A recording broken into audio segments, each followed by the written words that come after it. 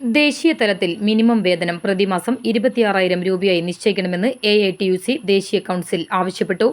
Minimum വേതന നിർണയത്തിന് 15ാമത് Indian labour conference നിർദ്ദേശിച്ച മാനദണ്ഡങ്ങളും സുപ്രീം കോടതി വിധിപ്രകാരമുള്ള മാനദണ്ഡങ്ങളും കർശനമായി പാലിക്കണമെന്നും തൃശൂരിൽ നടക്കുന്ന AITUC ദേശീയ കൗൺസിൽ അംഗീകരിച്ച പ്രമേയത്തിൽ ആവശ്യപ്പെട്ടു.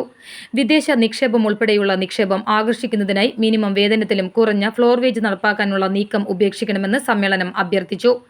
സംസ്ഥാന തലത്തിലുള്ള ത്രികക്ഷി മിനിമം വേതന ഉപദേശക സമിതികൾ രൂപീകരിക്കുകയും പതിവായി യോഗങ്ങൾ ചേർന്ന് തൊഴിൽ മേഖലയെ വേതനമടക്കമുള്ള നയതീരുമാനങ്ങളിൽ ട്രേഡ് യൂണിയനുകളുമായി കൂടിയാലോചനകൾ നടത്തുകയും വേണം.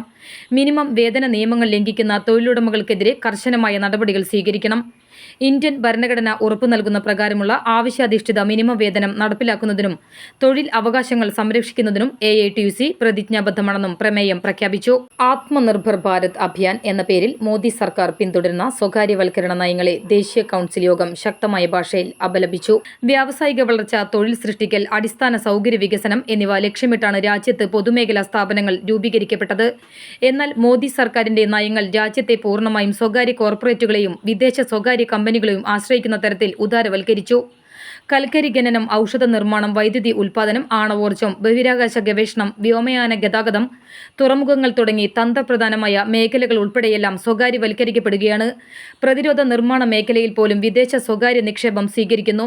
പരമാവധി 3-4 പൊതുമേഖലാ സ്ഥാപനങ്ങൾ മാത്രം മതിയെന്നതാണ് സർക്കാരിന്റെ പ്രഖ്യാപിത നയം.